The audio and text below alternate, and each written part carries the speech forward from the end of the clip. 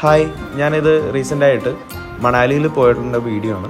ഡൽഹിയിൽ നിന്നാണ് ഞാൻ മണാലിയിലോട്ട് പോയത്. ഡൽഹിയിൽ നിന്ന് ഡെയിലി ബസ് സർവീസുകളുണ്ട്, വോൾവോ ബസ് സർവീസുകളുണ്ട്. ISBT bus stand, Kashmiri Gate എന്നറിയപ്പെടുന്ന ബസ് സ്റ്റാൻഡിൽ നിന്ന് ഡെയിലി വോൾവോ ബസ്സുകൾ സർവീസ് നടത്തുന്നുണ്ട്. യൂഷ്വൽ പ്രൈസിംഗ് എന്ന് പറഞ്ഞാൽ 500 രൂപ തൊട്ട് ഒരു 1000 രൂപ വരെയൊക്കെ നമുക്ക് വോൾവോ ബസ് സർവീസുകൾ ഡെയിലി കിട്ടുന്നതാണ്.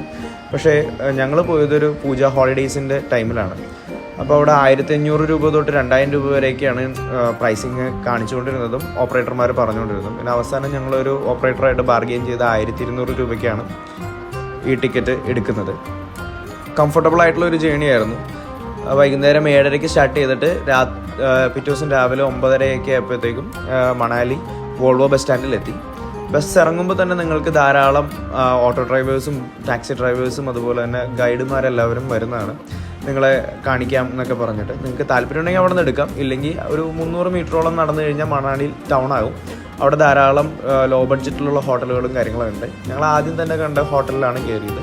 അവിടെ നിങ്ങൾക്ക് 3 പേഴ്സൺ ഷെയറിംഗ് ആയിട്ടുള്ള റൂമിന് 800 രൂപയാണ് അവർ വാങ്ങിച്ചത്. അഫോർഡബിൾ ആയിട്ടുള്ള പ്രൈസിംഗ് ആണ്. നല്ല വൃത്തിയുള്ളൊരു ഹോട്ടലുമാണ്. ടൗണിന് തൊട്ടടുത്ത് തന്നെയാണ്. ബാക്കി വിശേഷങ്ങൾ അടുത്ത വീഡിയോയിൽ കാണാം. ഹായ്, മണാലി ട്രിപ്പിൻ്റെ സെക്കൻഡ് പാർട്ട് വീഡിയോ ആണ്. ഞങ്ങൾ റൂമിൽ നിന്ന് ഫ്രഷ് ആയിട്ട് ഉടനെ തന്നെ ഞങ്ങൾ തൊട്ടടുത്തുള്ള ടൗണിലോട്ട് ഇറങ്ങിയിരുന്നു. മണാലി ന്യൂ ടൗൺ ആണ്. ബസ് സ്റ്റാൻഡും അതുപോലെ തന്നെ ഷോപ്പിങ്ങിന് പറ്റിയ കടകളും നിരവധി റെസ്റ്റോറൻറ്റുകളും ഹോട്ടലുകളൊക്കെ ഉള്ള ഒരു ടൗണാണ് മണാലി ന്യൂ ടൗൺ. ഈ ടൗണിൽ എത്തുമ്പോൾ തന്നെ നിങ്ങൾക്ക് ധാരാളം ടൂറിസ്റ്റ് ഗൈഡുമാരും അതുപോലെ ടാക്സി ഡ്രൈവർമാരെയൊക്കെ കിട്ടും. അവിടുത്തെ ഫേമസ് സ്ഥലങ്ങളിലോട്ടൊക്കെ നിങ്ങളെ കൊണ്ട് കാണിക്കാനായിട്ട് അവർ കൂടെ വരുന്നതാണ്. ഗ്രൂപ്പൊക്കെ ആയിട്ടാണ് വരുന്നതെങ്കിൽ നിങ്ങൾക്ക് കാർ ബുക്ക് ചെയ്യുന്നതാണ് ലാഭം. ഞങ്ങളൊരു കാർ ബുക്ക് ചെയ്തിട്ടാണ് പോയത്.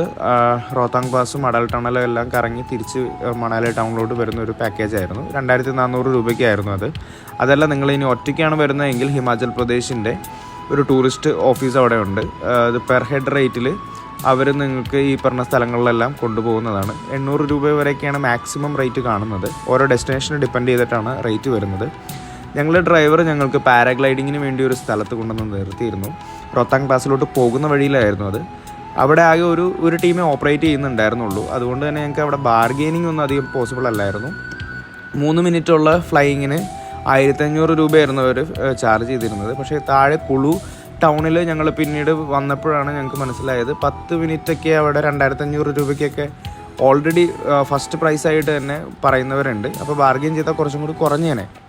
അപ്പോൾ ബാക്കി വിശേഷങ്ങൾ നമുക്ക് അടുത്ത വീഡിയോയിൽ കാണാം. ഹായ്, മണാലി ട്രിപ്പിൻ്റെ തേർഡ് പാർട്ട് വീഡിയോ ആണ്. ഞങ്ങൾ പാരാഗ്ലൈഡിങ് കഴിഞ്ഞിട്ട് നേരെ റോത്താങ് പാസിലോട്ട് പോന്നിരുന്നു. റോത്താങ് പാസിൽ ഞങ്ങൾ ചെന്നപ്പോഴത്തേക്കും സ്നോഫോൾ കഴിഞ്ഞു. ജസ്റ്റ് കഴിഞ്ഞ് നിൽക്കുമ്പോഴാണ് ഞങ്ങൾ ചെല്ലുന്നത്. നല്ല രീതിക്ക് മഞ്ഞ് വീണ് കിടക്കുന്നുണ്ടായിരുന്നു. ഒരു 2 അടിയോളം പൊക്കത്തിൽ മഞ്ഞിങ്ങനെ ബെഡായിട്ട് കിടക്കുന്നുണ്ടായിരുന്നു. ഞങ്ങൾ കുറേ നേരം അതിലൂടെ കളിച്ചൊക്കെ നടന്നത്. ഞങ്ങൾ മണാലിയിൽ നിന്ന് പോരുമ്പോൾ തന്നെ ഡ്രൈവർ ഞങ്ങൾക്ക് ഈ ജാക്കറ്റും അതുപോലെ തന്നെ ഗം ബൂട്ട്സും റെൻറ്റിന് എടുപ്പിച്ചിട്ടുണ്ടായിരുന്നു.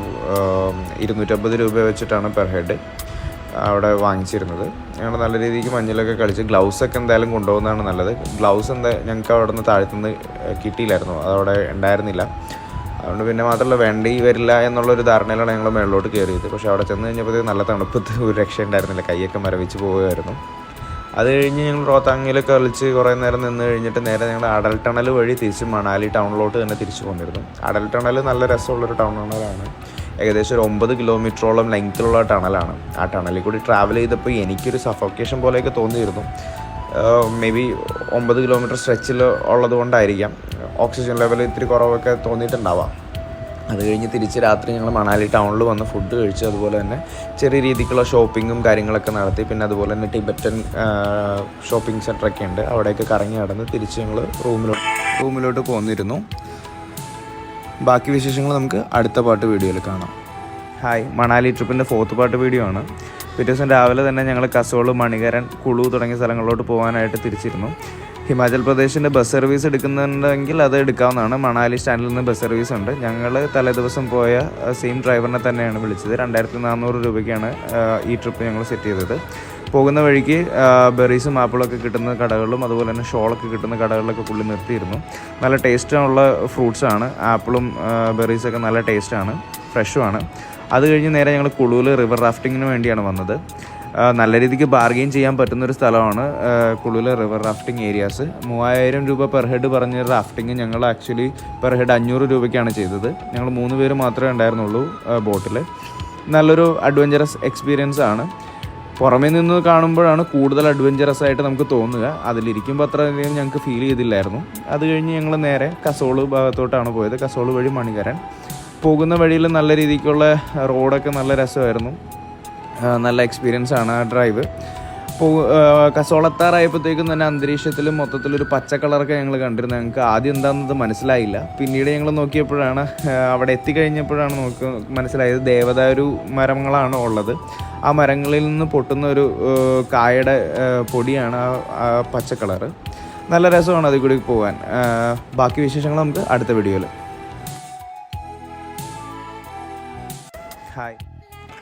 ഹായ്, മണാലി ട്രിപ്പിൻ്റെ ലാസ്റ്റ് പാർട്ട് വീഡിയോ ആണ്. ഞങ്ങൾ നേരെ കസോളിൽ നിന്ന് മണികരണിലോട്ടാണ് പോയത്. അവിടെ ആക്ച്വലി ഒരു ടെമ്പിളൊക്കെ ഉണ്ട്. ഹോട്ട് സ്പ്രിങ്ങിൻ്റെ കാര്യങ്ങളൊക്കെ വെച്ചിട്ട് നടക്കുന്നതാണ്. സിഖ് മതവിശ്വാസപ്രകാരം നടക്കുന്ന ഒരു ടെമ്പിളാണ് അവിടെ. നല്ല കാഴ്ചയാണ്, നല്ല തണുപ്പൊക്കെയാണ് പുറത്ത്. അതുപോലെ തന്നെ പലയിടത്തും നമുക്ക് വെള്ളം ഇങ്ങനെ തിളച്ചുകൊണ്ടിരിക്കുന്നത് കാണാൻ പറ്റും. അപ്പോൾ ഡിവോട്ടീസൊക്കെ അവിടെ വളരെയധികം ഹോട്ട് സ്പ്രിങ്ങിൻ്റെ ഉള്ളിൽ കുളിക്കാനൊക്കെ ആയിട്ട് വരാറുണ്ട്. അവിടെ അതിനുള്ള ഫെസിലിറ്റി ഉണ്ട്. അതുപോലെ തന്നെ അവിടെ ഒരു വിശ്വാസികൾക്ക് പ്രസാദം പോലെ അരി കിഴിയിലൊക്കെ കെട്ടി വെച്ചിട്ട് അവിടെ തിളപ്പിച്ച് അല്ലെങ്കിൽ വേവിച്ച് കഴിക്കാനൊക്കെ ആയിട്ട് ഉള്ളൊരു ഫെസിലിറ്റി ഉണ്ട്. അതുകൂടാതെ തന്നെ നമുക്ക് പുറത്തേക്ക് ഇറങ്ങുമ്പോൾ അവിടെ ഒരു ടൗൺഷിപ്പ് പോലത്തെ ഒരു ഏരിയയാണ്. ഒരു ചെറിയ മാർക്കറ്റിംഗ്, ഷോപ്പിംഗ് സ്ഥലവും റെസ്റ്റോറൻറ്റുകളും ഹോട്ടലുകളും താമസിക്കാനൊക്കെ ഉള്ള ഫെസിലിറ്റിയൊക്കെ ഉള്ളൊരു ഏരിയയാണത്. ഞങ്ങളതിലൂടെയൊക്കെ കറങ്ങി നടന്ന് അധികം സമയമൊന്നും വൈകിയില്ലായിരുന്നു. കാരണം അന്ന് രാത്രി തന്നെ ഞങ്ങൾക്ക് തിരിച്ച് ഡൽഹിയിലോട്ട് പോരേണ്ടതായിട്ടുണ്ടായിരുന്നു. അപ്പോൾ ടിക്കറ്റൊക്കെ ബുക്ക് ചെയ്തിരുന്നു. റിട്ടേൺ ടിക്കറ്റ് ഞങ്ങൾക്ക് ശരിക്കും ലാഭത്തിലാണ് കിട്ടിയത്. 550 രൂപയ്ക്കാണ് തിരിച്ച് ഉള്ള ബസ് ടിക്കറ്റ് കിട്ടിയത്. പക്ഷേ അങ്ങോട്ട് പോയപ്പോഴത്തേക്കും ഞങ്ങൾക്ക് 1600 രൂപയോളം ആയിരുന്നു. എന്തായാലും ഞങ്ങൾക്ക് നല്ല രീതിക്ക് എൻജോയ് ചെയ്യാൻ പറ്റിയൊരു ട്രിപ്പാണ്. ഞങ്ങളുടെ ഓവറോൾ ചിലവ് അവിടെ വന്നത് 8000 രൂപ വെച്ചിട്ടാണ് പെർ ഹെഡ് ആയത്. എന്തായാലും നല്ലൊരു എക്സ്പീരിയൻസ് ആയിരുന്നു ഞങ്ങൾക്ക് ഈ മണാലി ട്രിപ്പ്.